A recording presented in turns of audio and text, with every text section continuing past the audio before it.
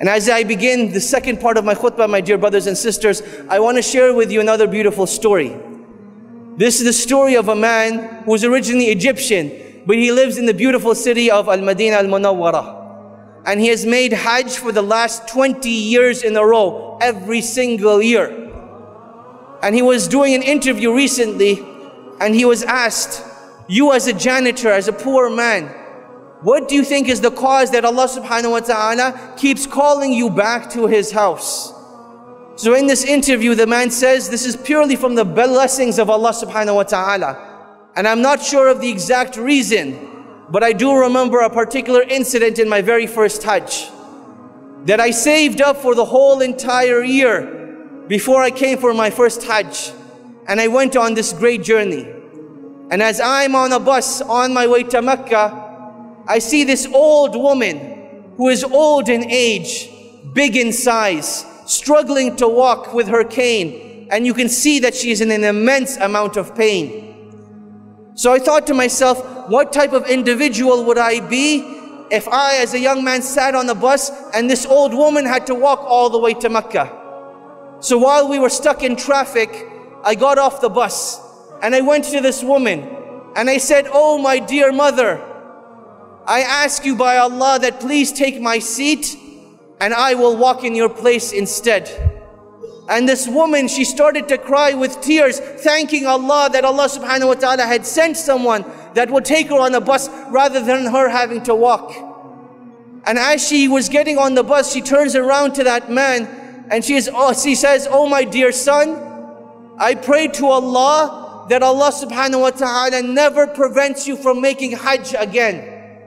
And he says, Allah knows best, but I believe that was the cause that each and every single year, Allah subhanahu wa ta'ala sends someone knocking on my door that requests my help in going for Hajj. Or they request my company. Or they say, I want to take you to Hajj for free. And each and every single year for the last 20 years, this is what has happened.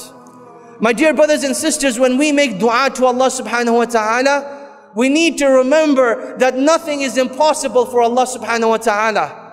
Ibrahim alayhi salam, he was thrown into the fire and Allah subhanahu wa ta'ala told the fire to be cool and peaceful.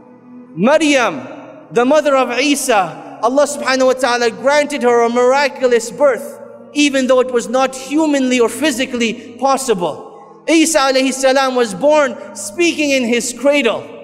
Yunus alayhi salam was devoured whole by a whale and taken to the bottom of the ocean. And when he called out to Allah, Allah subhanahu wa ta'ala was there to protect him and grant him that which he desires.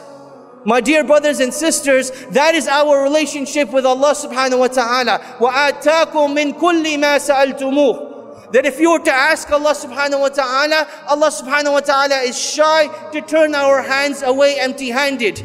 Rather, we are the ones that fall deficient.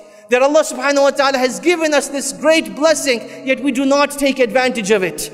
My dear brothers and sisters, Allah subhanahu wa ta'ala does not get angry when we keep asking for the things that we want and desire. Allah subhanahu wa ta'ala becomes angry when we don't ask of Him, when we think of ourselves self-sufficient.